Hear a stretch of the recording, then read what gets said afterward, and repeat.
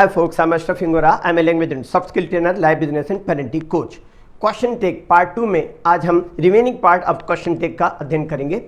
Positive request या command के साथ पॉजिटिव या नेगेटिव क्वेश्चन टेक का विल यू या वोंट यू का इस्तेमाल किया जा सकता है, लेकिन नेगेटिव रिक्वेस्ट या कमांड के साथ हमेशा पॉजिटिव क्वेश्चन टेक का इस्तेमाल करते हैं। जैसे एग्जांपल देखिएगा, don't shout here will you, यहाँ शोर मत मचाओ, है ना, इस तरह। कीप क्वाइट विल यू, खामोश रहिए, है ना। वर्क फास्ट विल यू, तेज चलो, है ना। Don't talk rot will you, फालतू बातें मत करो, है ना। Wait a bit will you, थोड़ा इंतजार करो, है ना। Don't chatter too much will you, बहुत ज़्यादा बकबक मत करो, है ना। Come into my office will you, मेरे ऑफिस के अंदर आओ, है ना, है कि नहीं, इस तरह। Bring me a glass of water will you, won't you. तो यहाँ पर हम विल यू या वोंट यू दोनों क्वेश्चन टेक का इस्तेमाल कर सकते हैं। मेरे लिए एक गिलास पानी लाओ, है ना। आगे देखें, जब निर्देश से नाराजगी का भाव व्यक्त होता है तब क्वेश्चन टेक में कांट यू का इस्तेमाल होता है। देखिएगा यहाँ पर अगर हम देखें तो स्टेटमेंट में कैन का इस्तेमाल नहीं हुआ, फिर भी कांट यू का इस्तेमाल होगा क्योंकि यहाँ पर भाव डिफरेंट आ रहा है। देखिएगा, कीप क्वाइट कांट यू, खामोश रहिए, क्या रह नहीं सकते, ये भाव आ रहा है। आगे, स्टॉप टॉकिंग कांट यू, बात करना बंद करो, क्या नहीं कर सकते। Come a little closer can't you, थोड़ा नजदीक आओ, क्या नहीं आ सकते, या है ना, इस तरीके का भाव। हरी अप कांट यू, जल्दी करो, क्या नहीं कर सकते। आगे नेक्स्ट देखें, जब लेट से प्रपोजल या सजेशन अर्थात प्रस्ताव या सुझाव का बोध होता है तब क्वेश्चन टैग में शैल वी आता है। एग्जांपल देखिएगा, let's enjoy picnic shall we, चलो पिकनिक मनाएं, है ना। Let's play cricket shall we, चलो क्रिकेट खेलें, है ना। उसी तरह let's pluck the flower shall we, चलो फूल तोड़ें, है ना। आगे एक और एग्जांपल देखें, let's go to the picture shall we, चलो पिक्चर चलें, है ना, है कि नहीं, है या नहीं, इस तरीके का भाव। लेकिन जब लेट से परमिशन का बोध होता है तब क्वेश्चन टैग में विल यू आता है। एग्जांपल देखिएगा, let her go will you, उसे जाने दो, है ना, इस तरह। Let him play here will you, उसे यहाँ खेलने दो, है ना। आगे ध्यान देंगे कुछ बातों को। इंग्लिश में क्वेश्चन टैग का इस्तेमाल स्टेटमेंट, कमांड, रिक्वेस्ट, प्रपोजल आदि स्ट्रक्चर के अनुसार होता है, इसलिए क्वेश्चन टैग की जगह पर इज इट या इजंट इट का इस्तेमाल न करें, बल्कि जहां पर उपयुक्त हो वहीं का इनका इस्तेमाल करें। देखिएगा एग्जांपल से, you are taking breakfast aren't you, तो यहां पर कुछ भी क्वेश्चन टैग कई लोग इस्तेमाल कर देते, तो उस तरह से इस्तेमाल न करें।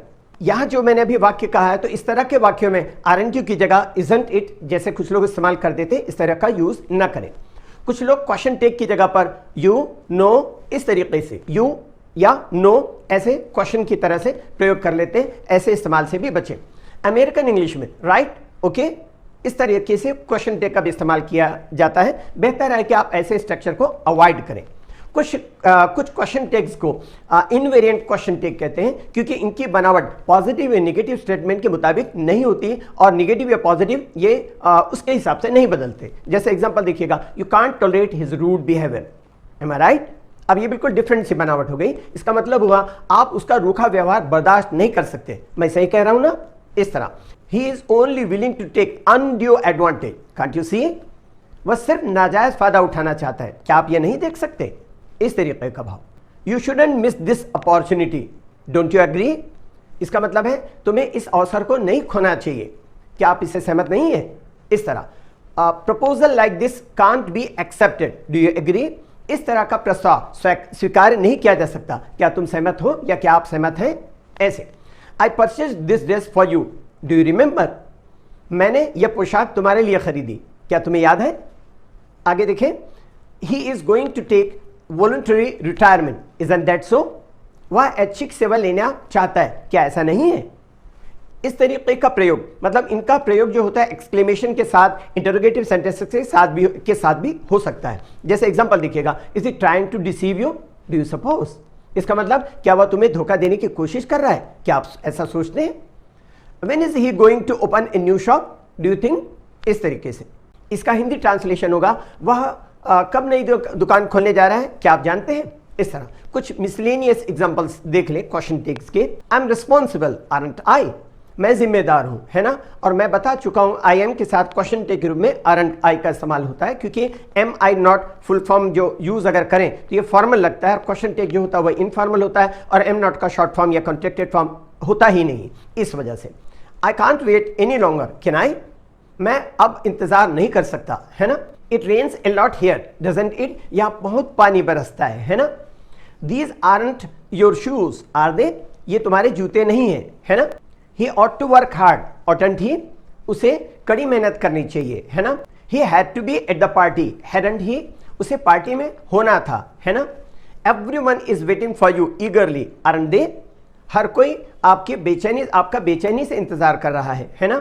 She couldn't come to the party, could she, वह पार्टी में नहीं आ सकी, है ना।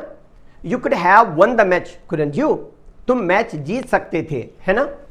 There was no food left, wasn't there, बिल्कुल भी खाना नहीं बचा था, है ना, है कि नहीं, या क्या बचा था, इस तरह। Not many people speak English fluently, do they, बहुत से लोग धारा प्रवाह अंग्रेजी नहीं बोल सकते, है ना, है कि नहीं, इस तरह। We had better consult a doctor, hadn't we, हमारे लिए डॉक्टर से परामर्श लेना उचित होगा, है ना। You should exercise daily, shouldn't you, तुम्हें रोज कसरत करना चाहिए, है ना। You will be able to do this sum, won't you, आप इस सवाल को हल कर सकोगे, है ना। She shouldn't have come with you, shouldn't she, उसे तुम्हारे साथ नहीं आना चाहिए था, है ना। You must obey your parents, mustn't you, तुम्हें अपने माँ बाप की आज्ञा माननी चाहिए, है ना, है कि नहीं, है या नहीं, इस तरह। इंग्लिश के लिए आप मेरे channel English breakfast with Ashraf and soft skill के लिए Ashraf the mover and shaker को लाइक, शेयर एंड सब्सक्राइब करें, कमेंट सेक्शन में कमेंट करें, बेल आइकॉन प्रेस करें और मेरी बुक जरूर पढ़ें। Thanks for watching.